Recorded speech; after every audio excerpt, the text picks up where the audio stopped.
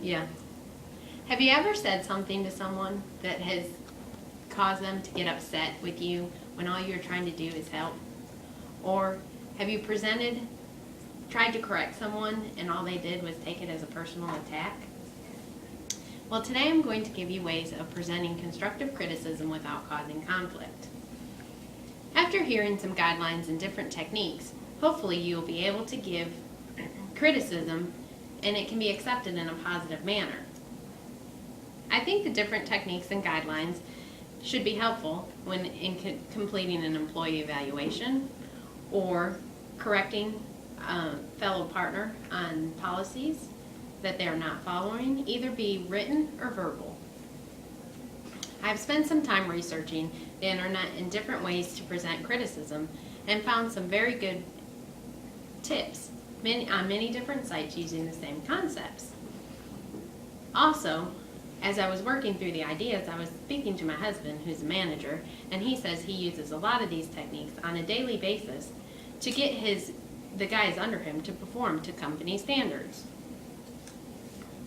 The techniques that I have chosen to talk about are the 1-minute reprimand, the P&P sandwich, and then I will close with some general guidelines that will give you the big picture on presenting constructive criticism.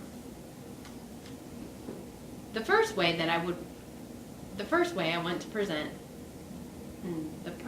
to present constructive criticism that I will tell you about is the 1-minute reprimand. I found this technique in the 1-Minute Manager by Ken Blanchard and Spencer Johnson, published in July of 2009. There are three different things to remember. Correct the problem as soon as it occurs. Be direct and to the point, and only talk about the behavior or the problem. Do not attack the person. Authors Blanchard and Johnson give an example. You're a supervisor and you find out that an employee who knows their job very well has made a mistake. Take time to figure out, I messed that up.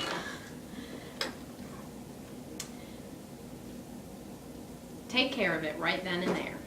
Confirm the facts, address the mistake, including how you feel about it, and assure that they are confident, that the person is confident in what they are doing.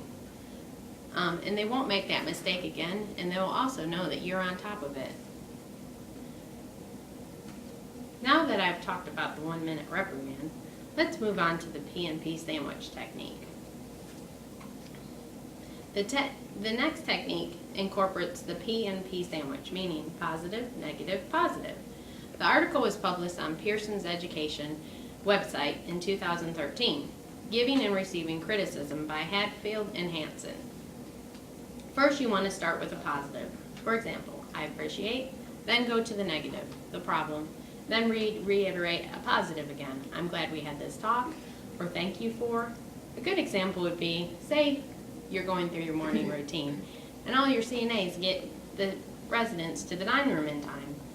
You want to address that. Thank you for bringing everybody to the dining room in time, but I did notice that Miss Smith didn't have her teeth in. Could you take care of that right now?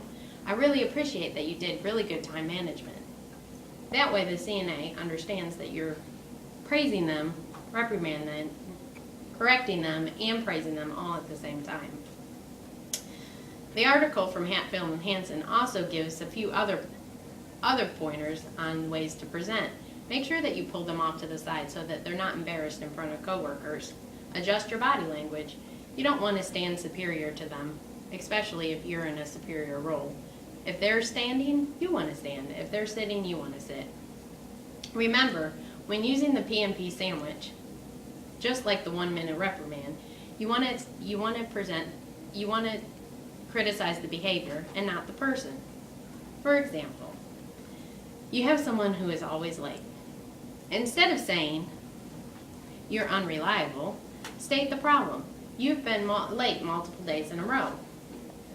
And then let them talk. Listen to what they have to say. Now that we've done with the P&P sandwich technique, I'll give you some general guidelines that you can use in getting ready to present constructive criticism. The last point I want to talk about is the big picture. The article I found on the inc.com website entitled The 411 on Constructive Criticism, written by Jamie Walters in August 2001.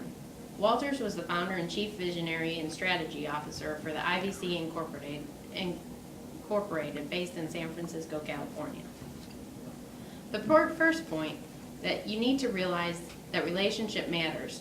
Depending on the type of relationship at hand can depend on your approach. Role, is it an employee versus an employer versus an employee? Is it peer criticism? Who are you criticizing? You always want to take that into consideration. Next, review assumptions. Walter's article states that most people automatically assume that they are right and that everyone else is wrong, and the mission in life is to correct others. Make sure that you are not making assumptions about a relationship, expectations, or how a person deals with different situations.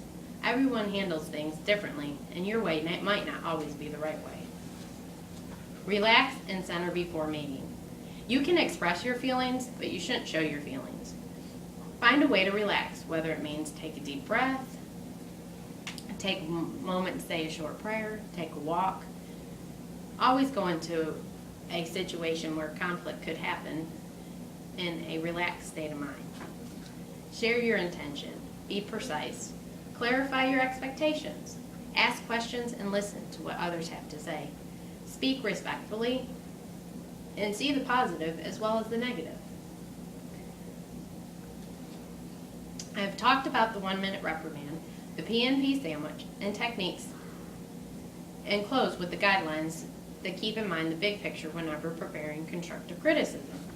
I hope that this information that I've given will be helpful the next time you have to do an evaluation, a written warning, or just give some feedback or constructive criticism to a fellow coworker.